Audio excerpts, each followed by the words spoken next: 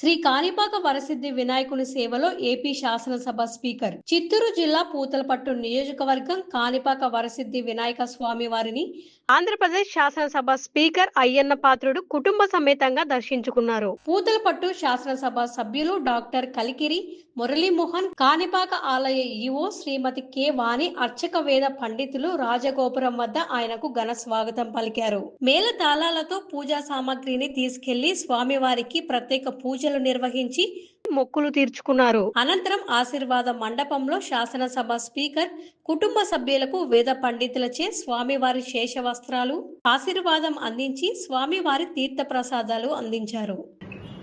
ఆశీర్వాదం తీసుకున్నాను. స్వామివారిని కోరింది ఏంటంటే, గత 5 సంవత్సరాల్లో కొంతమంది దోపిడీదారులు అనండి ఏమని అనుకోండి, రాష్ట్రాన్ని సర్వనాశనం జరిగిన సంగతి మనకు తెలుసు. విచ్చలవిడి దోపిడీ జరిగింది. రాష్ట్రం అన్ని రంగాల్లో కూడా నష్టపోయిన సంగతి మనం అందరూ చూసాం. మొన్న ఎలక్షన్లో ప్రజలు మంచి తీర్పు ఇచ్చారు. రాష్ట్ర భవిష్యత్తును దృష్టిలో పెట్టుకొని ఓటింగ్ జరిగింది. మళ్ళీ ఒక కష్టపడి పనిచేసే నాయకుడికి అవకాశం ఇచ్చారు. అందుకే నేను ఏమన్నానంటే, ఇవాళ భగవంతుని 3 టెంపుల్స్ కలిసినప్పుడు ఈ రాష్ట్ర భవిష్యత్తుని దృష్టిలో పెట్టుకొని ఆ రోజు వెంకటేశ్వర స్వామిని కానీ, పద్మావతి అమ్మవారిని కానీ, ఇలాగా మన వినాయక స్వామిని కానీ ఈ రాష్ట్రానికి ఆశీర్వాదం ఇవ్వాలి. నష్టపోయిన ఈ రాష్ట్రానికి ఒక భవిష్యత్తుని కల్పించమని, ఒక మాటను నమ్మి రాష్ట్ర భవిష్యత్తు కోసం ఓటేసిన ప్రజలకి ఒక భరోసా కల్పించమని చెప్పి భగవంతుని నేను కోరుకోవడం జరిగింది. ఎందుకంటే మనం చూసాం, నిన్నే ఆగస్టు 15th జరిగింది.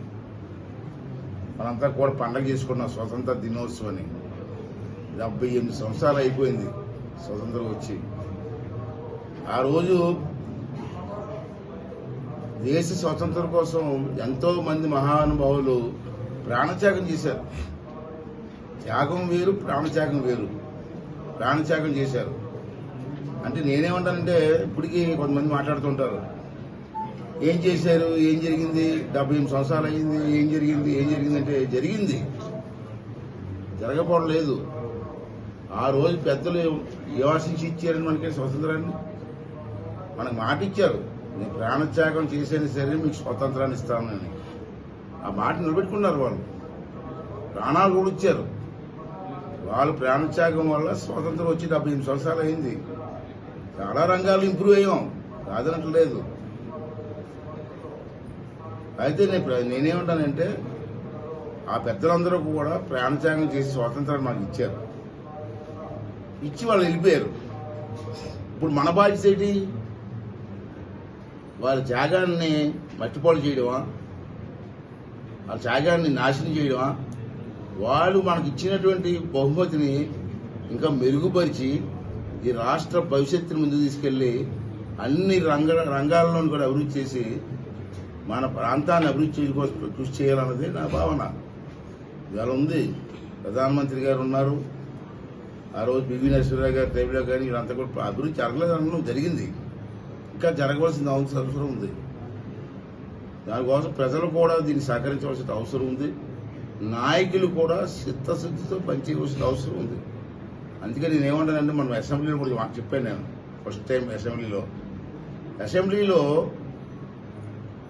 చర్చ జరగాలండి. ప్రతి సబ్జెక్ట్ మీద చర్చ జరగకపోతే అవదు.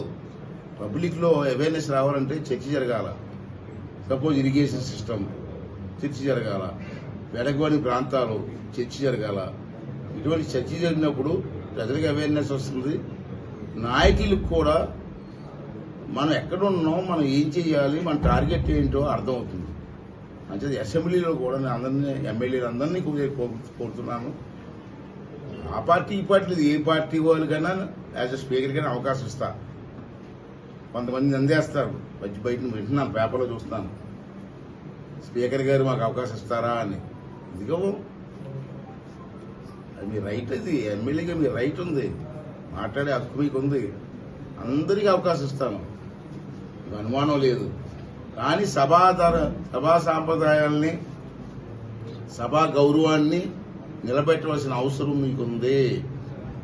సభ మా ఇష్టం, సభలో నా ఇష్టం వచ్చి మాట్లాడతానంటే కుదరదు. అక్కడ దానికి కొన్ని కట్టుబాట్లు ఉన్నాయి, పద్ధతులు ఉన్నాయి. ఆ పద్ధతులు కట్టుబడి మీరు పనిచేయండి, మాట్లాడండి. ఎవరికైనా నా అవకాశం ఇస్తాను.